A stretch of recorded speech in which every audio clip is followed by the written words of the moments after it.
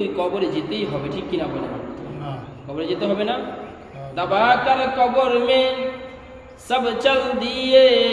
दुआ ना सलाम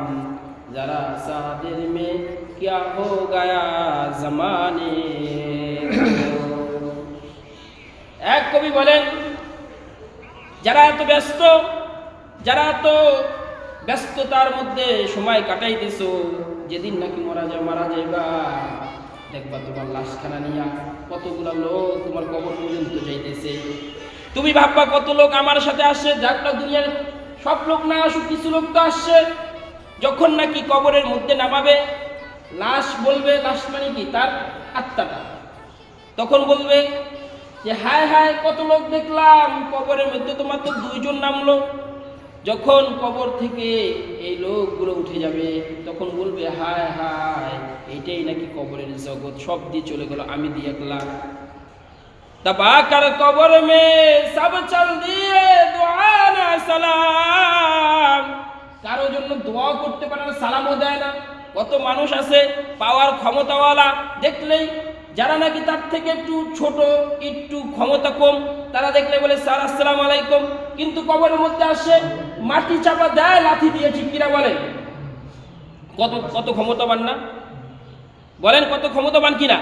মাটি চাপা দেয় পা দিয়া লাইট দিতে থাকে হাত দ্বারা চাতা দিতে থাকে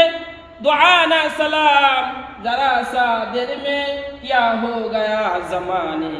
কো আরে ঘন্টাখানি আগে তো আমি তাদের নেতা ছিলাম ঘন্টাখানি আগে তো আমি ব্যবসায়ী ছিলাম ঘন্টাখানি আগে তো আমি প্রচুর টাকার মালিক ছিলাম ঠিক কিনা বলেন ঘন্টাখানি সেকেন্ড আমার জান চলে গেছে এর আগেও আমি জমিদার ছিলাম সন্তান বলে না বাবা বলে লাশ বিশ্বাস হয় না এভাবেই বলে লাশের জন্য পুরানো বলে লাশের জন্য কবর খোদো বলে লাশের জন্য দোয়া করো বলে লাশের গাড়িটা আনো আল্লাহ এ আপনি আমি নুরালো এ আপনি আব্দুল্লাহ আপনি ব্যক্তি যাকেই আপনি নিজের দিকে নেন এটাই পরিণত হবে আপনার সাথে এটাই পরিণত আমার সাথে আফসোস কিন্তু আমরা দুনিয়ার